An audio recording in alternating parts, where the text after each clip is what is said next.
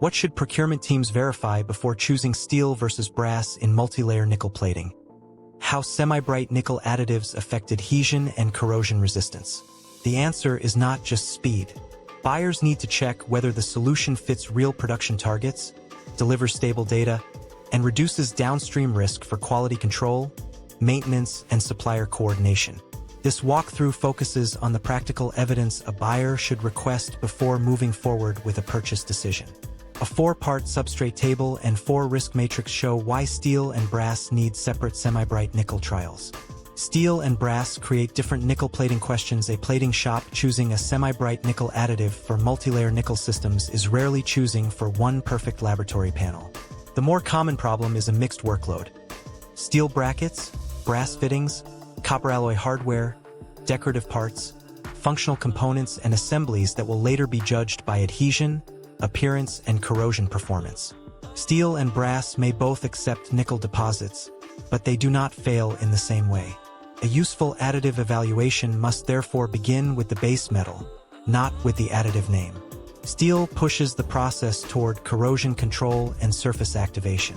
Any weak point in cleaning, acid activation, rinsing, or transfer can become a path for underfilm corrosion. Brass pushes the process toward alloy compatibility and surface cleanliness. Polishing residues, zinc-rich areas, and alloy variation can affect how nickel bonds and how the finish looks after the bright layer is added. In both cases, the semi-bright nickel layer becomes a functional base layer rather than a decorative afterthought. This is why a buyer should avoid evaluating a semi-bright nickel additive only through deposit brightness. The additive has to support a multi-layer system.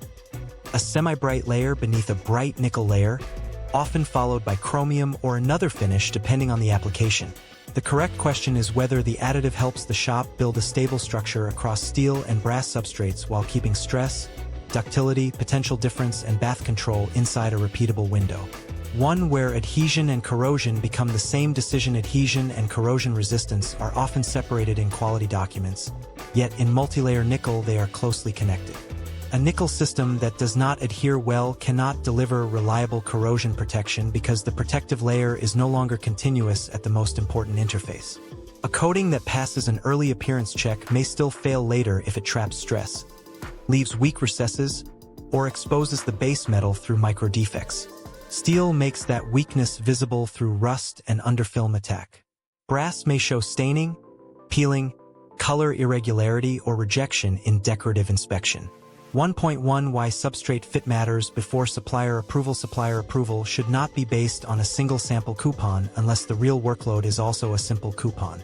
Steel and brass trials should record the substrate grade, pretreatment sequence, part geometry, current density range, and final corrosion requirement. A strong buying decision depends on more than a good brochure. Teams should compare measurement range, repeatability, calibration method, sample preparation requirements, maintenance support, and evidence from real plant use. When those checks are completed before purchase, the business can reduce retesting, avoid production delays, and choose equipment with more confidence.